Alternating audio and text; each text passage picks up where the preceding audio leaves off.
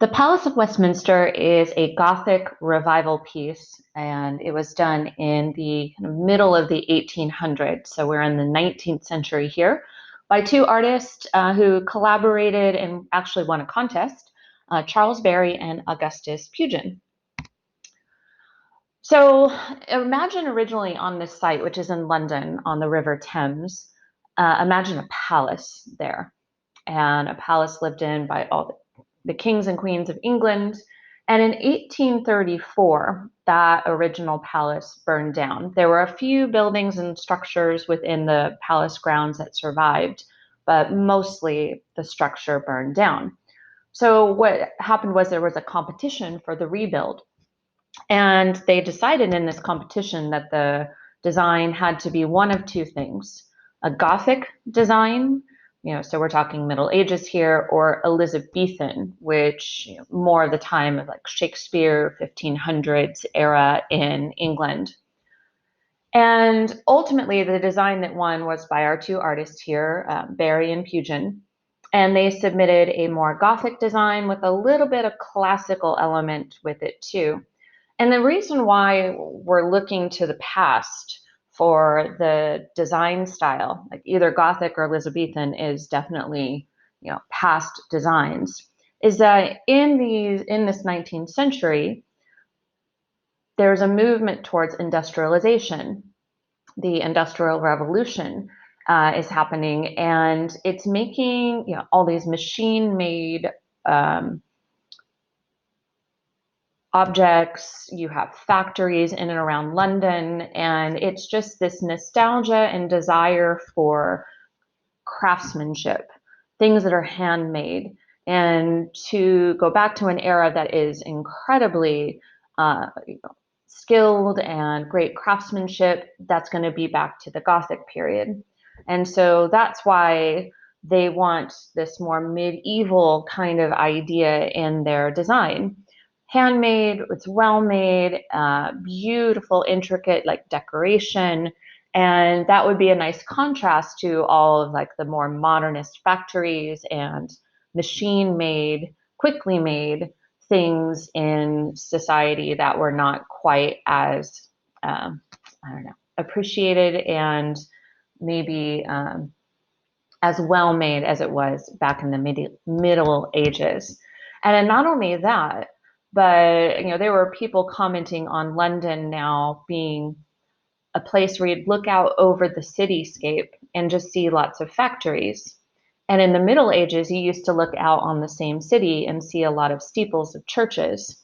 So some also argued that this Gothic style or Middle Ages style would be a return to a more moral time period, a building that would remind you of morals associated with religion and in the past. So that is why all of a sudden we have this Gothic designed building here in a more modern London in the 19th century. But that doesn't mean that the design kind of just went completely 100% back to the Gothic.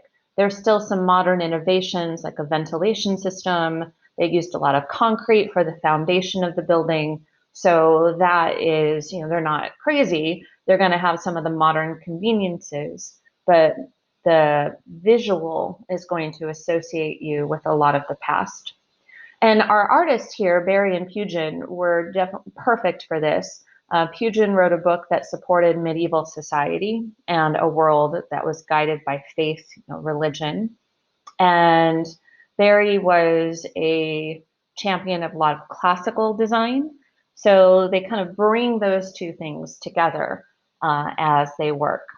And what this building is, function-wise, and yes, I'm doing function a little bit early, but function here is political because this is a government building. It's where the House of Commons and the House of Lords meet still to this day. So it's Parliament in London. So definitely function would be political. It is power.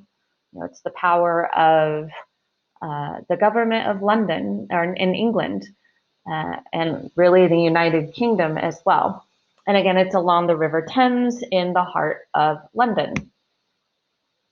This I wanted to show you because we're doing the artist J.M.W. Turner in class with the slave ship, and he does this beautiful painting of the Great Fire of London that actually burned down most of the Palace of Westminster. So this is something just to see. It could be an attribution for Turner, and it also just ties in nicely with the context of our current piece. All right, content. Now you're going to have three images for the Palace of Westminster. One is this one, which is basically just the palace exterior in general. And the design basically is, it's almost like the lower 3/4 of the building is more of that rectilinear, meaning rectangular, and horizontally emphasized, very classical structure. Classical in that it has repetition, it has symmetry, it's a pretty balanced art piece for the most part. But then it's like you put a Gothic style crown on it, and that's where you have a lot of the vertical elements soaring upwards. And also the Gothic element too is you're going to have a lot of that stone tracery covering all the windows. And so the tracery, very Gothic, the pinnacles or peaks of the building are very Gothic. All the sculptural decoration, you also have a lot of pointed arches, but then that rhythm, the balance, the order of it is very classical. So those are the things I would focus on for the exterior. Seeing both the Gothic and the classical influence of Hugon and Barry at the same time. And then one of the interior spaces you need to know is called the central lobby. And its significance is that it is really considered the political center of the British Empire. Because when you're standing in this octagon-shaped lobby, one of the hallways leads to the House of Commons. Another hallway leads to the House of Lords. And another one leads to Westminster Hall, which we're getting ready to do in a second. So when you're standing here, you can see into all of the different areas of government for the British Empire, for the United Kingdom. And then sculpturally, you have statues of English and Scottish monarchs around in the space, and they look very classically influenced. You can see, contrapposto, marble. You have medieval characteristics from like the Byzantine era with above the pointed arched, doorways or portals into the rooms and spaces. You have mosaics above those doorways. And you have mosaics of saints of all the different areas of the United Kingdom. You have one for England, one for Scotland, Wales, and Ireland. And then the ceiling is a beautiful ribbed, groin vault, so which is very medieval and specifically pretty Gothic as well. So again, standing here, the interior is decorated with very medieval characteristics. Byzantine Middle Ages mosaics, groin vaults from the Gothic era, again, pointed arched, portals from the Gothic period, and then mixed with, again, a little bit of classical sculpture work showcasing the monarchs of England and Scotland, and again, referencing history and the saints for all the areas of the United Kingdom. So again, remember that the heart of Westminster, this is really the center heart of Westminster, and not only that, the political center of the British Empire. And then last is something called Westminster Hall, which you can access by being in the central lobby. This is important for two things. One, it's one of the only medieval parts of the structure to survive the fire of 1830 something. And not only that, but it was at the time one of the widest and largest spaces that was covered by a open timber or wooden roof. And that roof is called a hammer beam roof. And I would like you to make that a vocabulary term, please. And it's really just a roof that it almost looks like it's incomplete. because it's an open beam roof. And it was very typical of the English Gothic architectural style, back in the Middle Ages. So you can see those great pointed arches there and all that great wood that they had to get from the 35, 40 miles away in the countryside of England, bringing over different trees and wood from that particular part of England that you can't find here in London. And it was used for courts, like trials and court proceedings back in the middle, or when it was first built and used as a palace.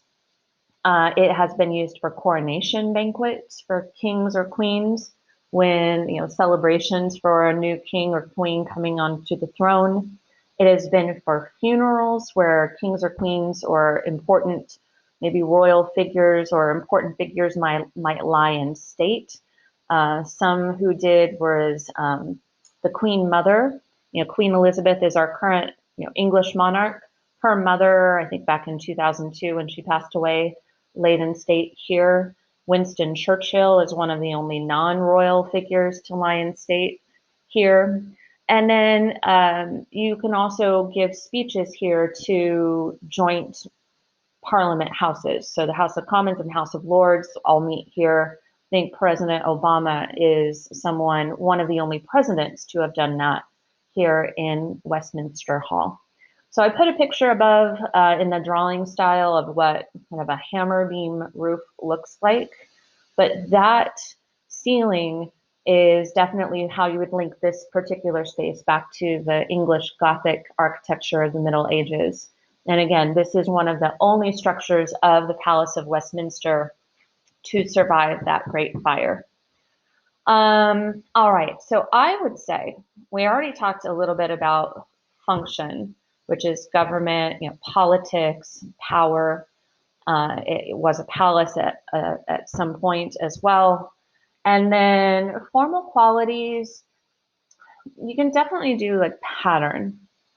The repetition of the windows and that kind of order there is a classical influence in that pattern of repetition, but also the patterns of the Gothic detailing, pointed arches and tracery over the windows. That would lead you to the Gothic time period. So I think pattern would work as a great formal quality. And then you could do, if like you were talking about the central lobby, um, emphasis, emphasis on all the different parts of, the history of the United Kingdom, emphasis on all parts of government coming together and being accessible in that one place. I think that could work as well. So that's the Palace of Westminster, again, a Gothic revival piece from the 19th century in London by Charles Barry and Augustus Pugin.